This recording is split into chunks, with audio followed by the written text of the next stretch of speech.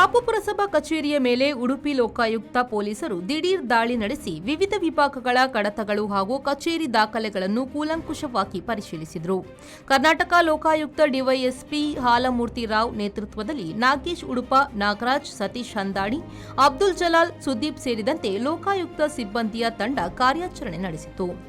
ದಾಳಿಯ ವೇಳೆ ಕಂದಾಯ, ಆರೋಗ್ಯ, ಇಂಜಿನಿಯರಿಂಗ್, ಆಡಳಿತ, ತ್ಯಾಜ್ಯ ವಿಲೇವಾರಿ, ಟ್ರೇಡ್ ಲೈಸೆನ್ಸ್ ಹಾಗೂ ಪೌರ ಕಾರ್ಮಿಕರ ಸೌಲಭ್ಯಗಳಿಗೆ ಸಂಬಂಧಿಸಿದಂತೆ ಸ್ವೀಕೃತ, ವಿಲೇವಾರಿ, ತಿರಸ್ಕೃತ ಮತ್ತು ಬಾಕಿ ಇರುವ ಕಡತಗಳನ್ನು ಪರಿಶೀಲಿಸಲಾಯಿತು. ಈ ಸಂಬಂಧ ಅಧಿಕಾರಿಗಳು ಹಾಗೂ ಸಿಬ್ಬಂದಿಯನ್ನು ವಿಚಾರಣೆ ನಡೆಸಿ ಅಗತ್ಯ ಮಾಹಿತಿಯನ್ನು ಲೋಕಾಯುಕ್ತ ಅಧಿಕಾರಿಗಳು ಸಂಗ್ರಹಿಸಿದರು.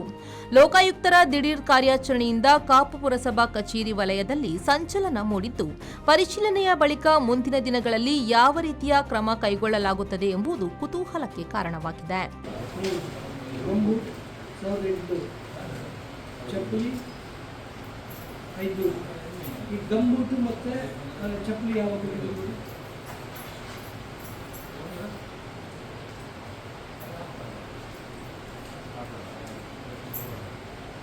ನಿಮ್ಮ ಪೌರ ಕಾರ್ಮಿಕರು ಯಾರು ಸಿಗ್ತಾರ ಈಗ?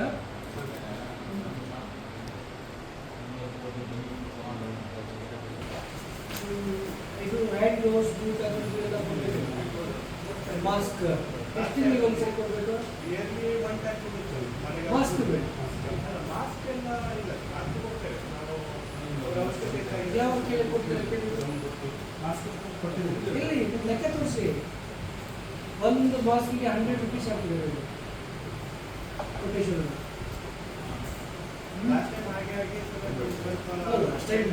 ಈಗಿಂದ ಹೇಳ್ತಾ ಇದ್ದೀನಿ. ಲಾಸ್ಟ್ ಟೈಮ್ ಈಗ ಹ್ಯಾಂಡ್ ಗ್ಲೌಸ್ಗೆ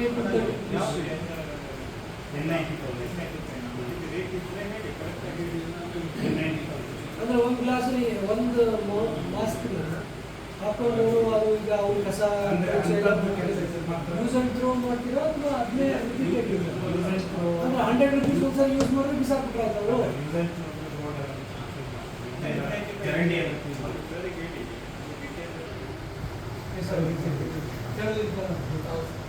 ಬ್ಲೂ ಕಲರ್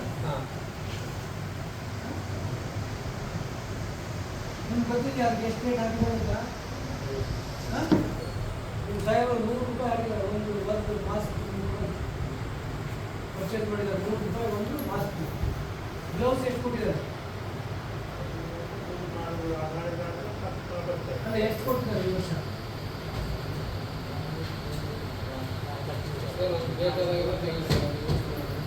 ಬೇಕಾದ ತಗೊಂಡಿದ್ದಾವ?